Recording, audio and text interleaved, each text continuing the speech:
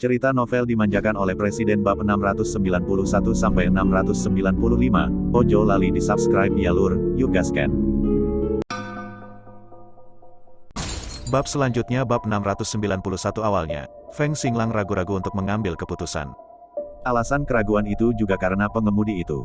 Pengemudi itu telah bersamanya selama bertahun-tahun dan telah melakukan pekerjaan dengan baik, dan dia tidak mau mendapatkan keputusan yang adil ketika hal seperti ini terjadi dan dia tidak bisa mendapatkan putusan yang adil atas kehidupan yang telah dikorbankan oleh pengemudi itu, sia-sia.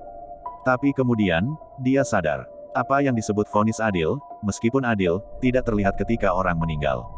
Yang terpenting, bantu dia mengurus keluarganya. Juga, jangan biarkan ada tanda bahaya datang ke keluarganya. Adapun pihak Wen Wenjun, keluarga Feng tidak bisa menyentuhnya sekarang, tapi cepat atau lambat balas dendam ini pasti akan dibalas. Ketika dia memikirkan ini, matanya menunjukkan warna yang tegas. Tapi itu hanya sesaat, dan segera tidak terlihat. Itu diikuti oleh tampilan lembut yang sama seperti biasanya. Dia melihat ke Feng Yan di sebelahnya dan berkata, tidak ada yang terjadi di sini, ayo bermain catur dengan saya. Keterampilan catur Feng Yan diserahkan kepadanya oleh tangannya dan sekarang melampaui dia. Namun, Feng Xinglang dan gaya caturnya berbeda, dengan Feng Yan lebih agresif dan Feng Xinglang lebih defensif. Oleh karena itu, keduanya dapat mencetak cukup banyak poin ketika mereka benar-benar fokus ke bawah. Feng Yan melihat bahwa dia masih bersemangat dan tidak menolak, menganggukkan kepalanya. Mengambil papan catur dan bidak dari lemari di sampingnya, mereka masuk dan bermain. Ini hampir setengah jam setelah permainan catur. Akhirnya adalah kemenangan bagi Feng Yan. Feng Xinglang menggelengkan kepalanya tanpa daya ketika dia melihat posisi di papan catur di mana dia tidak memiliki satu pun bidak tersisa. Orang-orang benar-benar harus menjadi tua, aku tidak bisa mengalahkanmu sekarang. Feng Yan tertawa dan berkata, kamu seharusnya senang karena kamu telah mengajar ini dengan baik. Mendengar ini, Feng Xinglang benar-benar menyipitkan mata dan tersenyum, menganggukkan kepalanya. Ya, meskipun gelombang belakang sungai Yangtze mendorong gelombang depan, tetapi tanpa gelombang depan ini, gelombang belakang tidak akan bisa mendorong, bukan? Feng Yan mengangguk. Ya, kamu benar dalam semua hal. Dia berkata, melihat waktu, sudah waktunya, ayo pergi ke sana. Baru saat itulah Feng Xinglang menahan senyumnya dan membiarkannya masuk ke ruang tamu. Selama ini, Wine masih duduk di ruang tamu. Setengah jam berlalu dan dia benar-benar memiliki jawaban dalam pikirannya. Tapi pada akhirnya, ada keengganan, jadi, ketika dia melihat Feng Xinglang, kata-kata pertamanya bukanlah untuk setuju dengannya, tetapi untuk bertanya secara retoris, bagaimana Anda bisa mencurigai saya, hanya karena saya suka heterodine? Feng Xinglang tidak berpikir bahwa ini sudah setengah jam dan dia masih belum mengetahuinya. Dengan desahan tak berdaya, dia harus mengatakan yang sebenarnya tentang fakta bahwa dia telah melihatnya sejak lama hari itu. Wine tidak mengharapkan ini sama sekali. Itu hanya satu kesalahan kecil dan talang itu terbalik. Dengan seringai mencela diri sendiri, dia berkata, oke, saya akan mengakuinya, saya melakukan yang itu. Dia berkata, tiba-tiba mengangkat kepalanya dan menatap Feng Xinglang dengan tatapan seperti obor. Tapi apakah kamu tahu kenapa aku melakukan ini? Feng Xinglang mengangkat alis, menggelengkan kepalanya, dan kemudian memasang ekspresi mencuci telinganya. Karena kamu munafik sekali, wajah Wen Wenjun tiba-tiba menunjukkan ekspresi yang jahat. Dia memandang Feng Xinglang dan mencibir, di permukaan, Anda berpura-pura menjadi lembut dan sopan, tetapi pada kenyataannya, di tulang Anda adalah orang yang paling egois dan egois yang acuh tak acuh. Bukan alasan mengapa Anda meninggalkan heterodine dan tinggal bersama wanita itu di tempat pertama karena Anda benar-benar melihat bahwa dia adalah putri tertua dari keluarga Lone, sementara heterodine hanyalah anak angkat. Petik 2. Kalau begitu, mengapa kamu memprovokasi dia sebelum itu, untuk membuatnya begitu jauh ke dalam jaring cinta yang kamu jalinan sehingga dia melakukan sesuatu yang sangat salah sehingga bahkan menghancurkan hidupnya? Apakah Anda tahu betapa sulitnya dia selama bertahun-tahun ini? Setiap hari dan setiap malam dihabiskan dengan air mata penyesalan. Tahukah Anda bahwa untuk menebus dosa-dosanya, dia bahkan mendirikan tablet keabadian di bait suci untuk apa yang disebut istrimu, untuk menebus kesalahan yang dia lakukan sejak awal. Petik 2. Ini semua dimulai karena kamu, jadi mungkin jika kamu mati, semuanya akan hilang. Dia tidak harus bersedih setiap hari lagi, dan dia tidak harus melihatmu dan wanita itu bercinta saat dia sedih. Feng Xinglang, Anda mengaku sebagai pria yang saleh, tetapi kenyataannya, Anda adalah seorang sekastris bak yang tidak seperti yang Anda lihat. Anda telah menyia-nyiakan kasih sayang heterodine untuk Anda. Feng Xinglang dan Feng Yan tercengang sesaat setelah mendengar apa yang dia katakan. Saya tidak pernah berpikir dia akan mengatakan itu. Saya melihat bahwa Wen Wenjun saat ini telah benar-benar kehilangan sikap elegan dan tenangnya yang biasa. Seluruh pria itu duduk di sana dengan terikat tali, dan baik pakaian di tubuhnya maupun ekspresi wajahnya tampak seperti gelandangan yang berbatasan dengan kegilaan. Feng Xinglang terdiam sejenak, setengah jalan, sebelum dia menghela nafas. Aku tidak tahu, kalian akan berpikir begitu. Suaranya agak lamban, dan dia tidak terdengar senang karenanya. Feng Yan mengerutkan kening. Dia tidak tahu banyak tentang apa yang terjadi saat itu. Hanya beberapa di antaranya yang masih merupakan akun tangan pertama. Jadi, ini bukan saat yang tepat baginya untuk mengatakan apapun. Hanya Feng Xinglang yang terdiam sesaat sebelum dia berkata, awalnya, saya benar-benar tidak berpikir hal-hal akan menjadi seperti ini. Jika saya tahu, saya tidak akan mendekatinya saat itu, apalagi kasihan. Jantung Feng Yan berdegup kencang saat dia mendengarkan kata-kata yang salah. Ayah, kamu tidak akan benar-benar melakukan itu pada Bibi Sue. Feng Xinglang menatapnya, apa yang kamu pikirkan? Awalnya saya hanya memandangnya sebagai seorang gadis, cukup menyedihkan, meskipun dibesarkan dalam keluarga soliter dianggap memiliki keluarga sendiri. Tetapi dia kesepian, sombong dan sensitif, sering kali cenderung berpikir sendiri secara membabi buta, jadi pada saat itu, saya hanya akan mencerahkannya beberapa kata. Petik 2. Pada saat itu, ibumu dan aku sudah bertemu, dan aku tahu dia adalah saudara perempuan ibumu, itulah sebabnya aku lebih menyinari dia. Ibumu saat itu sedang belajar di luar negeri, dan menurutku dia tidak memiliki banyak saudara, dan kebetulan juga aku adalah seorang profesor di sekolah mereka saat itu, jadi dia dianggap sebagai muridku, jadi begitulah, masuk akal bahwa saya tidak akan menolak untuk menjauh darinya. Petik 2. Belakangan, bukan karena aku tidak merasakan perasaannya kepadaku. Hanya saja sudah terlambat, dia tidak pernah mengatakannya secara langsung, dan tidak baik bagi pria sepertiku untuk berlari begitu saja dan berkata, kamu tidak menyukaiku, gadis kecil, aku tidak menyukaimu, aku punya pacar sendiri. Bukankah itu terlihat terlalu menyakitkan dan memalukan? Itu sebabnya saya tidak pernah mengatakan apa-apa pada saat itu, berpikir bahwa akan selalu ada solusi yang tepat untuk segala sesuatunya agar tidak ada yang terluka. Dan saat itulah kalian semua mengetahui bahwa ibumu pulang ke rumah dan kami memutuskan untuk mengadakan pernikahan. Dan saat itulah dia mengetahui bahwa ibumu adalah pacarku. Dia sangat enggan menerimanya, tapi aku mengatakan kepadanya dengan terus terang bahwa aku hanya memiliki perasaan yang sama padanya seperti yang aku miliki untuk saudara perempuanku, bukan untuk pria dan wanita. Bab 692. Dia tidak mau mengambil kata-kata saya untuk itu, jadi saya tidak terlalu repot karena saya sangat sibuk selama waktu itu, dengan persiapan pernikahan dan di awal kehidupan perusahaan. Sekarang aku memikirkannya, itu karena aku tidak mengganggunya saat itu, selalu berpikir dia bisa mengetahuinya sendiri, sehingga aku menyiapkan panggung untuk apa yang terjadi nanti. Dia tidak melanjutkan untuk berbicara tentang kutukan di baliknya, mengira dia tidak ingin mengulanginya lagi di depan Wine. Tetapi bahkan jika dia tidak mengatakannya, kedua pria di depannya mengerti. Wajah Wen Wen berubah sangat jelek sesaat, sementara Feng Yan mengangguk sambil berpikir. Jadi, bukankah ini semua akan menjadi kesalahpahaman sama sekali? Feng Xinglang mengangguk, ya, tapi kesalahpahaman ini semua karena ketidaktegasan saya, dan dalam keseriusan, saya harus disalahkan. Dia berkata, sambil menatap Wen Wenjun, dan menambahkan, saya tahu Anda telah berada di sisinya selama 26 tahun. Dan itulah mengapa saya bersedia melepaskan Anda hari ini, ketika saya tidak berhasil, jelas baginya pada waktunya, itu dianggap sebagai hutang, dan sekarang setelah aku menebusnya padamu, aku telah membalas budi. Wajah Wen Wenjun sedikit pucat, dan dengan setengah hati, dia mencibir. Tapi kamu pasti bisa memilih dirimu sendiri bersih. Feng Xinglang tidak berkomentar, dia lelah dan sepertinya tidak ingin mendapat lebih banyak masalah dengan Wine. Setelah membisikkan beberapa instruksi kepada Feng Yan, dia mendorong kursi roda itu sendiri dan berbalik untuk pergi. Bapak, Win, semua hal, tidak peduli apa yang benar atau salah, biarlah berlalu, dia tidak punya banyak hari lagi, dan dia masih membutuhkanmu, jadi, ini adalah hal terakhir yang akan aku lakukan untuk dia, jadi jagalah dirimu. Petik 2. Setelah mengatakan itu, sosok itu mengikuti dan menghilang di ambang pintu. Pengawalnya sendiri mengikutinya ke mobil. Di ruang tamu, bagaimanapun, Wine mendengarkan kata-katanya, tetapi dia benar-benar kehilangan kekuatan untuk menolak. Feng Yan berjalan ke arahnya, berjongkok dan tersenyum. Merwen, bagaimana kabarnya? Sekarang kita akan melalui proses transfer industri. Wen menatapnya dan tidak menolak lagi pada akhirnya, menarik diri bersamanya dan mengizinkan dua pengawal yang masuk untuk menggendongnya bersama mereka. Prosedurnya tidak merepotkan dan dilakukan dengan cepat. Feng Yan membiarkannya pergi seperti yang dia janjikan sebelumnya, dan Wen Wenjun memiliki perasaan yang rumit setelah kata-kata Feng Xinglang. Kembali ke rumahnya dan tempat Aster lagi, dia tidak terburu-buru masuk, tetapi hanya berdiri di sana di halaman. Melihat ke pintu yang tertutup, aku sepertinya tidak bisa mengumpulkan keberanian untuk mengetuknya. Sampai hari ini, dia masih ingat apa yang dikatakan Aster padanya. Keluhan yang dia derita, kesalahan yang dia buat, dan kengganan serta kengganan yang dia tahan. Dia hanya bertemu dengannya ketika dia berusia 20 tahun, ketika dia tidak melakukan hal seperti itu di pernikahan Lon Ying dan Feng Xinglang. Dia menganggapnya cantik, polos, dan luar biasa cantik, seperti burung yang tak terkendali di lembah. Itu adalah cinta pada pandangan pertama baginya, tetapi pada saat itu, mereka tidak banyak bersinggungan. Dia juga tidak bisa mengumpulkan keberanian untuk mengaku padanya.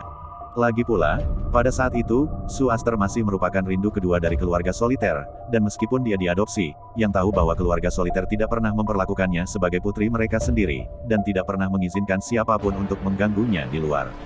Dan bagaimana dengan dia? Pada saat itu, dia, masih sangat muda, belum menghasilkan banyak uang, dan hanya orang yang paling biasa dan biasa di dunia ini. Dia tidak memiliki sejarah keluarga yang membanggakan, kekayaan keluarga yang kaya, atau cukup untuk dapat berkomitmen padanya seumur hidup. Jadi, dia hanya bisa mengubur semua yang hancur itu di dalam hatinya dan tidak pernah memberitahu siapapun. Sampai pernikahan, yang membuat kekacauan besar, dia tidak sengaja mempelajarinya dan juga mengetahui bahwa satu-satunya keluarga telah menenggelamkan kapalnya dalam keadaan syok dan marah. Untungnya, dia tidak benar-benar tenggelam bersama kapal itu pada saat itu. Dan saya tidak tahu apa itu, tapi dia selamat. Tetapi bahkan jika dia selamat, dia tidak berbeda dengan mati pada saat itu. Jika dia tidak menyelamatkannya tepat waktu untuk membawanya ke rumah sakit, dia mungkin tidak tenggelam di air laut, tapi akan mati beku karena suhu beku di malam musim dingin. Setelah itu, sesekali dia belajar darinya tentang apa yang terjadi selama waktu itu. Dia patah hati, marah, dan dengan sedikit perayaan. Patah hati atas apa yang terjadi padanya, marah pada cara keluarga sendirian dan Feng Xinglang melakukannya, dan senang. Dia bukan lagi putri keluarga Lone, sekarang dia sendirian dan tidak ada yang bisa diandalkan, dan satu-satunya yang bisa dia percayai untuk diandalkan adalah dia. Jadi, dia mengambil kesempatan untuk menjadi orang paling penting di sekitarnya, membawanya ke luar negeri, merawat tubuh dan hidupnya, dan membantunya. Dia menjadi kehadiran yang sangat diperlukan di sampingnya, dan dia sepertinya merasakan perasaannya. Hanya tidak pernah menyetujuinya selama bertahun-tahun. Wen Wenjun berdiri di sana, mengingat kembali bertahun-tahun dalam benaknya, tidak tahu apakah harus merasa sedih atau sedih. Dia berbohong pada dirinya sendiri. Pada akhirnya, apa yang terjadi saat itu, meskipun Feng Xinglang juga bertanggung jawab, sama sekali tidak seperti yang dia katakan. Dalam akunnya, Feng Xinglang lah yang mendekatinya, menipu perasaannya, dan menginjak dua perahu. Saudara perempuan dari keluarga orang tua angkatnya, yang cemburu dan cemburu karena suatu hari nanti dia akan mencuri suaminya, menyebabkan dia tenggelam. Tapi sebenarnya apa? Faktanya, dia adalah orang yang menolak untuk percaya bahwa dia adalah pihak ketiga dalam hubungan tersebut. Dia menolak untuk percaya bahwa bukan saudara perempuannya yang akan menenggelamkannya, tetapi kemarahan yang mengejutkan dari orang tua angkatnya, yang telah mencintainya selama bertahun-tahun, ketika mereka mengetahui semua ini. Pria dan wanita baik seperti apa yang termasuk dalam keluarga Lon Ranger? Saat aku mencintaimu, aku bisa mengangkatmu ke langit, tapi saat aku tidak mencintaimu, kamu seperti lumpur di bawah kakimu. Mereka tidak memiliki sedikit pun belas kasihan, melainkan saudari itu, yang dia sebut ganas dan kejam, yang diam-diam menyelamatkan hidupnya di belakang punggung orang tuanya.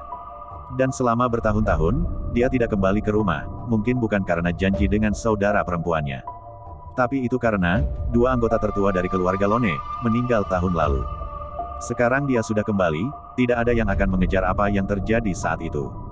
Perhitungan yang bagus, sungguh, perhitungan yang mengerikan. Wen Wenjun berdiri di luar untuk waktu yang lama, tetapi tidak bisa mengumpulkan keberanian untuk mengetuk pintu yang sudah dikenalnya. Akhirnya, dia berbalik dan berjalan keluar, perlahan, dengan tekad. Takdir membuka dan menutup, dan semuanya hanyalah mimpi buruk di benakmu sendiri. Sekarang mimpi itu telah terbangun dan semuanya berakhir. Aster bermimpi di malam hari. Dalam mimpi itu, dia seperti kecil lagi. Dia kurus dan mungil, terbaring di ranjang bayi di panti asuhan, dan seorang ibu asrama yang lembut dan penuh kasih sayang datang untuk mengukur suhu tubuhnya dan berkata, demamnya baru saja mereda, jadi istirahatlah lagi. Bab 693. Dia menatap bibinya dengan mata lebar, kosong. Dengan cepat sang bibi pergi, dilanjutkan dengan membawa permen buah-buahan dan menaruhnya di tangannya. Bibi itu tersenyum hangat dan ramah dan berkata, Heterodine adalah gadis yang baik, jangan menangis ketika kamu disuntik nanti, permen ini akan menjadi hadiahmu. Dia mengangguk berat pada potongan permen buah favoritnya. Baru pada saat itulah Bibi memanggil dokter untuk memberinya suntikan, dan meskipun sakit, dia benar-benar mengingat apa yang dikatakan Bibi Din dan tidak menangis. Satu tangan kecil mencengkeram permen buah itu dengan genggaman maut seolah-olah mereka mencengkeramnya demi dunia. Setelah suntikan, dokter pergi, dan Bibi Dekan punya urusan lain yang harus diurus, jadi dia juga pergi. Dia dengan senang hati mengeluarkan permen, dengan senang hati mengupas kertasnya dan akan memasukkannya ke dalam mulutnya. Tiba-tiba, pada saat itu, beberapa anak bergegas keluar dan mengambil permen darinya. Dalam mimpi itu, dia tidak bisa mendengar apa yang dikatakan orang di seberang ruangan. Yang bisa dilihat hanyalah salah satu wajah kecil kekanak-kanakan mereka dengan ekspresi paling jelek dan paling kejam di wajah dunia. Mereka terus menunjuk padanya dan memanggil namanya, memanggilnya benih murahan. Sebut dia orang rendahan yang tak tahu malu. Mereka yang belum mengalaminya secara langsung tidak akan pernah membayangkan bahwa sekelompok anak kecil bisa mengatakan sesuatu yang begitu keji. Akhirnya, mereka mendorongnya ke tempat tidur, lalu pipis di tempat tidurnya, dan akhirnya mencuri permen itu dan pergi. Dia hanya bisa berdiri di sana dalam diam, menangis tanpa suara. Ketika Bibi Din datang, dia melihat kencing di tempat tidurnya dan juga mengira dia yang melakukannya sendiri. Melihatnya, ada lapisan kekecewaan lagi. Aster merasa bahwa di dunia ini, mungkin tidak ada yang benar-benar mencintainya. Cinta Bibi Din padanya tidak sebanding dengan tuduhan palsu kecil dari orang lain. Cinta orang tua angkatnya padanya tidak lebih dari sekedar amal di waktu senggang mereka. Bahkan jika kasih sayang sedalam Wen Wenjun, apa yang disebut 26 tahun persahabatan tidak lebih dari jenis pengejaran paranoid pria akan cinta pertamanya. Bukan dia yang dicintainya, hanya obsesi dalam pikirannya sendiri. Jadi, siapa di dunia ini yang pernah benar-benar mencintainya?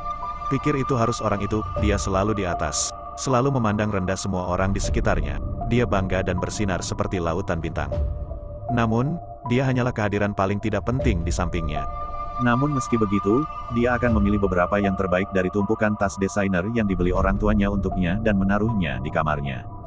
Tidak akan memberitahu siapapun, bahkan tidak mau repot-repot memberitahunya. Dia dengan arogan akan menonjol dan menghajar seseorang ketika dia dibuli, lalu kembali dan menguliahi dia tentang menjadi tidak berguna dan selalu mempermalukan keluarga. Setelah apa yang dia lakukan bahkan setelah apa yang dia lakukan, dia tidak benar-benar membencinya sampai mati, tetapi dia diam-diam menyelamatkannya. Bahkan jika dia tidak mengatakan sepatah kata pun, bahkan jika dia menolak untuk memaafkannya. Tapi dia tetap ingin dia hidup dengan cara yang tidak ada hubungannya dengan dia. Dialah yang tidak pernah benar-benar menyakitinya. Dalam kegelapan, ada air mata diam mengalir di sudut mataku. Pada saat itu, Aster seolah-olah benar-benar memahami bahwa kesalahan saat itu telah menyebabkan dia benar-benar kehilangan sesuatu. Hanya saja itu semua di masa lalu dan tidak ada yang bisa diurungkan. Hari berikutnya, Lone Ying menerima kabar bahwa Aster telah meninggalkan Kyoto dengan pesawat. Berita itu dilaporkan oleh pria yang ada di hadapannya, dan ketika dia mengatakan ini, dia sedang berdiri di taman, memotong pohon berbunga di bawah pengawasan guru berkebunnya. Dia baru-baru ini terobsesi dengan berkebun dan menganggap pemangkasan dan pemangkasan semacam ini terlalu bagus untuknya. Ini adalah cara yang bagus untuk melatih tubuh dan belajar banyak darinya.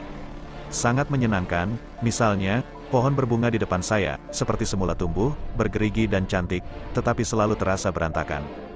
Dan sekarang di bawah pemangkasannya, semua kelebihan dan yang tidak diinginkan dipotong, dan yang tersisa adalah keberadaan yang paling alami dan indah. Bagaimana kehidupan bisa berbeda jika bunga dan pepohonan disisakan? Setiap orang tidak dilahirkan sempurna. Orang selalu mengalami berbagai pasang surut, frustasi, dan datang bersamaan dengan ketajaman dan ketajamannya sendiri. Kemudian, selama mereka bersama, tetap pangkas tepi dan ketajaman satu sama lain, dengan cara ini mereka dapat menghindari saling menusuk. Akhirnya mereka berdua akhirnya saling mengikatkan diri satu sama lain dan mulus dan berpelukan satu sama lain dengan kehangatan dan tidak ada lagi rasa sakit. Dia tersenyum perlahan memikirkan itu. Sambil menyerahkan gunting ke aula taman, dia berkata, "Aku tahu." Setelah itu, dia mengabaikan masalah tersebut dan berbalik untuk pergi ke rumah. Feng Xinglang sedang membaca buku di ruang kerjanya. Lone Ying membawa sepiring buah di tangannya ketika dia mendorong pintu masuk. Feng Xinglang menatapnya, dan hanya dengan pandangan itu, dia tiba-tiba berhenti. Dia sangat sadar bahwa ada sesuatu yang berbeda tentang dirinya hari ini dibandingkan hari-hari sebelumnya. Dia melihat buah yang dia tempatkan di atas meja di depannya dan tersenyum. "Mengapa kamu melakukan ini sendiri ketika kamu bisa membiarkan pelayan melakukan ini?" Aku berkata begitu, tapi aku mengulurkan tangan dan mengambil sepotong dan memasukkannya ke dalam mulutku. Aroma manis buah memenuhi mulutnya dan dia menyipitkan mata karena senang. Lon Ying mengangkat alis ke arahnya. Apa kau tidak senang aku melayanimu? Feng Xinglang dengan cepat menelan bubur kertas dan menggelengkan kepalanya berulang kali.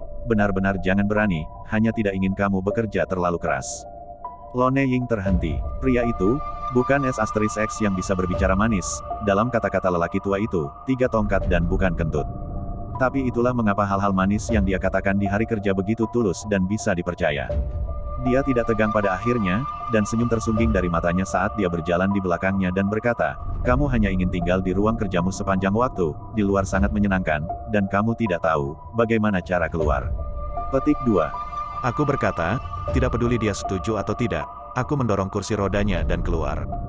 Feng Xinglang tercengang dan tidak berdaya ketika dia bereaksi. Delone Warbler memang begitu alami, dan setelah bertahun-tahun, itu masih belum berubah sama sekali. Berbicara dan melakukan sesuatu dengan cara yang mendominasi dan diktator, dan memiliki kepribadian yang berapi-api, dia sudah terbiasa dengannya. Tetapi meskipun itu kebiasaan, saya tidak dapat menahan diri untuk tidak berkata, tidak apa-apa untuk pergi keluar, Anda harus mengizinkan saya membawa buahnya, Anda baru saja memotongnya. Lon Ying memerah dan memutar matanya, makan, kamu hanya tahu cara makan. Kata-katanya tidak bagus, tetapi pada akhirnya, dia membawa sepiring buah ke atas dan memasukkannya ke dalam pelukannya, yang terus mendorongnya keluar. Halamannya ada di halaman. Feng Xinglang sedang duduk di kursi roda, sementara Lon Ying sedang duduk di kursi besi berukir di sebelahnya. Bab 694. Kursi besinya sangat empuk sehingga tidak nyaman. Di atas meja di sebelahnya ada teh pagi dan makanan ringan yang baru saja dibawa pelayan, dan dengan sepiring buah yang baru saja disajikan Lone Ying, itu hanya membuat teh pagi yang lengkap. Ini bulan Maret dan April dan ini waktu yang tepat untuk merasa nyaman dengan secangkir teh dan sinar matahari musim semi yang hangat. Lone Ying menyesap tehnya, menyipitkan mata, wajahnya terlihat menyenangkan. Dan di sebelahnya, Feng Xinglang bisa dirugikan. Dia dengan hati-hati memandang Lone Ying dan bertanya dengan ragu-ragu, istri, teh pagi itu, apakah ada bagian dari diriku? Lon Ying bergerak dan mengalihkan pandangannya untuk menatapnya dengan curiga. Kamu ingin minum juga? Feng Xinglang mengangguk berulang kali. Kemudian, dia melihat Lone Ying menuangkan secangkir air hangat kepadanya dari kendi terdekat. Minumlah air, teh jenis apa yang kamu minum dengan memar? Feng Xinglang. Dia memandangi segelas air biasa yang tidak biasa di depannya dan menangis. Sayang, aku melukai kakiku dan Kojones, bukan perutku, jadi teh oke. Siapa yang mengatakan itu? Sanggahan benar Ying Soliter. Tidak pernah mendengar teh itu dingin. Anda ingin pulih dari cedera ini? Apa kepiting ATA tidak bisa? Hati-hati tunjukkan itu Anda. Dia berkata dan meninggalkannya sendirian, dan kembali meminum tehnya sendiri dan makan makanan ringannya sendiri. Feng Xinglang begitu dipecat olehnya, dan tahu bahwa tidak ada harapan untuk minum teh hari ini. Saya hanya bisa mengambil segelas air putih dan meminumnya. Untung dia tidak peduli apa yang dia minum dalam suasana yang tenang ini. Keduanya hanya duduk diam, berjemur di bawah sinar matahari. Jelas banyak yang telah terjadi baru-baru ini, tetapi pada saat ini kedua pria itu duduk bersama seolah-olah mereka adalah belahan jiwa dan tidak perlu mengatakan apa-apa. Lagi pula, sudah lebih dari 20 tahun sejak kami menikah. Banyak hal telah lama di benak mereka yang menjadi milik mereka dalam kesepakatan diam-diam. Anda tidak harus mengatakannya, dan Anda tidak ingin mengatakannya, tetapi Anda tahu semuanya dari sorot mata Anda. Tetapi Rao, setelah banyak pertimbangan, Feng Xinglang masih mengatakan kepadanya bahwa Wen Wenjun berencana untuk membunuh dirinya sendiri. Bagaimanapun, dia menangani masalah ini dengan cara ini demi wajah keluarga Lone. Lone Ying, sebagai satu-satunya dari keluarga Lone yang masih hidup saat ini, punya alasan untuk mengetahuinya. Lone Ying tidak terlalu terkejut setelah mendengarnya. Dalam hati, dia juga menceritakan kepadanya tentang bagaimana Aster datang menemuinya beberapa kali dalam beberapa hari terakhir sebelum dan sesudahnya. Suasana hati Feng Xinglang sangat rumit setelah mendengar ini. Pada akhirnya, masalah ini dimulai karena aku, dan itu juga salahku. Saat itu jika aku tidak terlalu ragu-ragu tidak akan membahayakan semua orang hari ini. Ying, kamu telah dianiaya selama ini. Wajah Lone Ying menegang, matanya menjadi gelap tidak nyaman, sebelum mendengus seolah dia tidak peduli. Siapa yang peduli dengan kejengkelanmu? Karena itu, aku tidak bisa menahan air mata emosi di mataku. Feng Xinglang tersenyum saat melihatnya. Dia tiba-tiba mengulurkan tangan dan meraih tangannya. Sayang, aku mencintaimu. Ying yang soliter langsung membeku di sana. Sudah berapa lama sejak saya mendengar ungkapan itu? Atau apakah dia benar-benar mendengar kata-kata itu sendiri sebelum hari ini, di sini, di pria yang dalam dan tertutup ini? Dia adalah orang yang selalu suka melakukan tetapi tidak mengatakan, dan biasanya melakukan banyak hal dalam diam, tetapi tidak pernah mengatakan apa-apa. Jadi pada saat itu, dia memberinya julukan, Bikudi. Benar-benar terlalu kaku. Lone Ying awalnya berpikir bahwa dalam hidup ini, dia tidak perlu berharap mendengar kata-kata manis dan manis darinya lagi. Tapi saat ini, dia benar-benar mengatakannya. Dia menoleh dengan tidak percaya dan menatapnya. Saya melihat Feng Xinglang memegang tangannya, menghela nafas dan berkata, saya dulu berpikir bahwa tidak peduli apapun yang terjadi, jika saya melakukan sesuatu, orang pasti akan melihatnya, dan apakah saya mengatakannya atau tidak itu tidak terlalu penting. Tapi saya mengabaikan sifat hati manusia yang tidak terkendali dan melebih-lebihkan kemampuan saya sendiri, dan sekali lagi, perasaan adalah hal-hal yang semakin lama berlalu, semakin besar kemungkinan mereka menjadi bingung dengan perasaan lain, semakin mereka tidak terucapkan. Ying, aku minta maaf karena tidak pernah mengatakan hal baik padamu selama ini. Aku akan menebusnya sedikit demi sedikit nanti. Sekarang saya agak mengerti bahwa aspek emosionalnya, Anda tidak bisa begitu saja, Anda masih harus membicarakannya. Jika Anda tidak mengatakannya, mudah untuk salah paham, bukan hanya orang yang salah paham, tapi agar Anda salah paham. Lone Ying gemetar dengan ganas.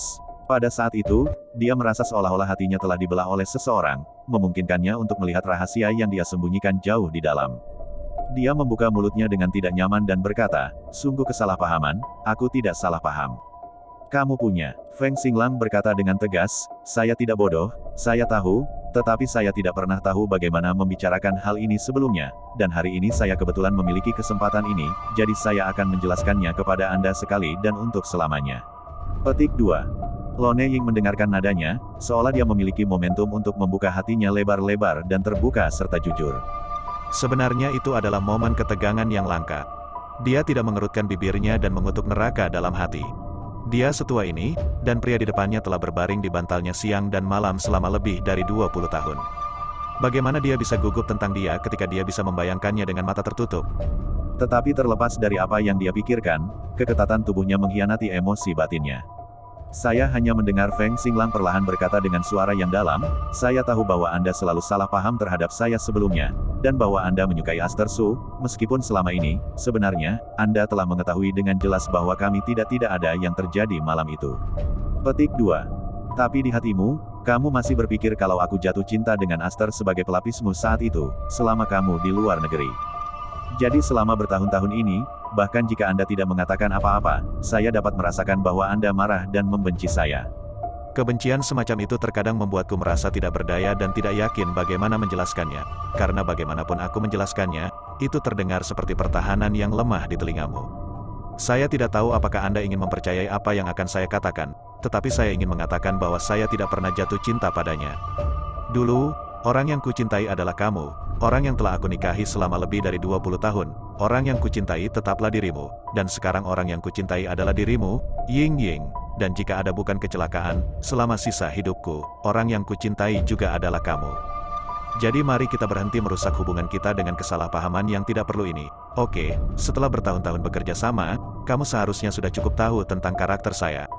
Kamu tahu betul pria macam apa aku ini. Aku tidak perlu berbohong kepadamu, dan aku tidak memiliki kebutuhan itu. Menurutku tidak mudah bagi orang untuk bertemu seseorang yang sangat mereka cintai dalam hidup mereka. Petik 2. Bab 695. Di dunia ini, berapa banyak pria dan wanita yang saling mencintai tetapi tidak bisa bersama, seperti Wen Junyang, meskipun dia berada di sisi Su Heter selama 26 tahun, tidak pernah memiliki dia di dalam hatinya. Kami agak beruntung, karena kami saling mencintai dan masih memiliki satu sama lain, bahkan dengan semua pasang surut di antaranya, dan kami tidak pernah benar-benar berpisah. Di masa lalu, itu karena kepengecutan saya sehingga perselisihan muncul antara hati dan pikiran kita. Sekarang, aku cukup berani untuk mengatakan apa yang ada di hatiku, dan kuharap kita bisa menghapus perselisihan itu dan benar-benar menghubungkan hati ke hati. Inge, maukah kau menerima permintaan maafku? Ketika pria itu menyelesaikan kalimatnya, dia menatapnya dengan sayang, mengharapkan jawaban. Perasaan penyanyi kesepian itu rumit, ada perasaan emosi, dan perasaan asam yang campur aduk. Matanya sakit tanpa melihatnya, tapi dia tidak bisa menghentikan air mata yang sudah jatuh. Begitu Feng Xinglang melihatnya menangis, dia patah hati. Bahkan tangannya panik dan mengeluarkan tisu untuk menyeka air matanya. Sayang, maafkan aku, ini semua salahku. Aku tidak tahu kamu telah begitu menderita di hatimu selama bertahun-tahun ini. Aku hanya berasumsi ini akan berlalu perlahan seiring berjalannya waktu. Dia berkata, Dan semakin dia berbicara, semakin dia menyalahkan dirinya sendiri. Saya hanya merasa bahwa saya benar-benar belum melakukan tugas saya sebagai suami selama ini. Meskipun mereka mengatakan mereka akan mencintainya dan memanjakannya dan tidak membiarkannya menderita sedikit pun dalam hidup. Tapi itu tidak benar-benar berhasil. Lon Ying menangis saat dia menyeka air matanya dengan tisu. Berapa tahun duka dan duka, seolah setelah mendengarkan kata-katanya yang sepenuh hati, sekaligus melampiaskannya. Butuh waktu setengah saat sebelum dia hampir tidak bisa berhenti menangis. Bas berkata, "Oke, saya baik-baik saja." Feng Xinglang menatapnya dengan mata terbakar. Lon Ying menoleh untuk melihatnya, mata mereka bertabrakan dan dia bisa dengan mudah melihat ketulusan dan perhatian pria itu. Rasanya seperti sesuatu yang lembut disentuh di lubuk hatiku dengan kehangatan. Dia tiba-tiba tersenyum tipis. "Apakah maksud Anda apa yang baru saja Anda katakan?" Feng Xinglang mengangguk dengan berat, lalu mengangkat tangan kanannya lagi. "Aku bersumpah, benar-benar kata-kata yang paling tulus." Lon Ying sedikit menunduk dan terdiam beberapa saat. Setengah lusin kali, sebelum berkata, "Oke, terima permintaan maafmu, aku memaafkanmu." Begitu ini dikatakan, Feng Xinglang menatap dengan tidak percaya. Segera setelah itu, wajah yang telah menangani bisnis puluhan miliar dolar tanpa berubah warna tiba-tiba bersemi dengan kegembiraan. Dia melompat ke depan dan meraih penyanyi tunggal itu, memeluknya erat-erat. Secara emosional dan penuh semangat, "Sayang, terima kasih." Lon Ying terkejut dengan gerakan deputinya yang besar, dan bereaksi dengan menahannya. "Aku tidak bisa menahan untuk tidak mengutuk. Apa yang kamu lakukan? Apakah kamu ingin mati? Cepat kembali ke tempat dudukmu." Luka Feng Xinglang belum sembuh, dan dokter telah berulang kali memberitahunya untuk tidak melakukan gerakan drastis atau bergerak, atau dia akan dengan mudah menarik lukanya, menyebabkan luka, yang sudah hampir sembuh, membelah lagi. Oleh karena itu, meskipun Feng Xinglang memulihkan diri di rumah selama ini, keluarganya sangat berhati-hati. Belum lagi membuatnya membuat gerakan besar, bahkan jika dia berganti pakaian, Lone Warbler lah yang secara pribadi membantunya berganti setiap hari. Untuk berjaga-jaga jika dia mengubahnya sendiri, dia akan menarik lukanya dan mengalami semacam kecelakaan. Tapi sekarang, pria ini justru sedang heboh. Dan bahkan tanpa mempedulikan tubuhnya sendiri, dia langsung melemparkan dirinya ke arahnya. Lon Ying sangat bahagia, patah hati dan cemas. Dia takut sesuatu akan terjadi pada lukanya. Feng Xinglang melepaskannya, lalu duduk kembali di kursi roda dan tersenyum. "Saya baik-baik saja, Anda tidak perlu terlalu khawatir." Lon Ying menatapnya dengan tajam. "Kamu bilang tidak apa-apa, apakah luka serius itu lelucon? Kamu pikir kamu hidup terlalu lama, bukan?" Feng Xinglang sangat dilatih olehnya sehingga dia menyentuh hidungnya, tidak berani berbicara. Baru kemudian Lon Ying memanggil pelayan itu dan menginstruksikan, "Cepat dorong Tuan Mister kembali ke kamarnya dan panggil dokter untuk memeriksanya lagi." Pelayan itu menjawab panggilan itu.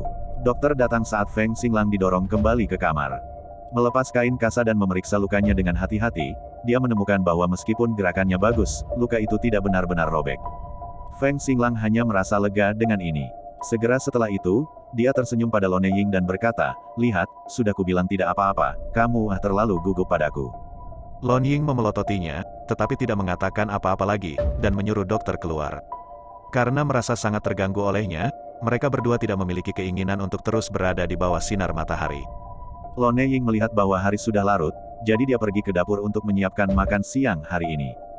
Dia biasanya tidak memasak sendiri, tapi dia dalam suasana hati yang baik hari ini, jadi bagus untuk memamerkan keterampilan memasaknya. Feng Xinglang memperhatikan punggungnya saat dia memasuki dapur, dan senyum yang menyenangkan juga muncul di wajahnya. Sore harinya, ketika Feng Yan dan penjahit Feng dipanggil kembali oleh mereka baru saja masuk ke dalam rumah dan merasa ada sesuatu yang berbeda dengan suasana di rumah hari ini. Pada hari kerja, mereka pulang ke rumah untuk melihat gambar ayah mereka yang duduk di sofa di ruang tamu sambil membaca koran, atau ibu mereka di lantai atas melakukan perawatan kulit sendiri. Entah itu atau ibuku sedang menonton TV di sofa di ruang tamu dan ayahku sedang membaca koran di ruang kerjanya. Singkatnya, sementara kedua pria itu tidak akan pernah bertengkar, mereka tidak akan pernah berbagi kamar seperti yang mereka lakukan hari ini.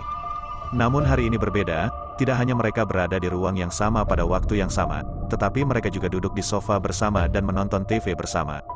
Penjahit Feng melihat drama yang diputar di TV dan melihat bahwa itu adalah drama idola darah anjing muda.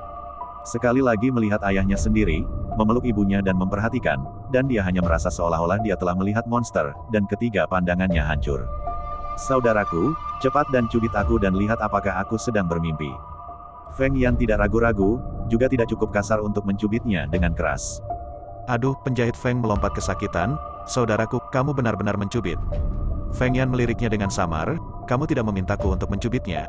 Penjahit Feng, tidak apa-apa, dia melambaikan tangannya, lupakan, ini bukan waktunya untuk mengkhawatirkan hal itu.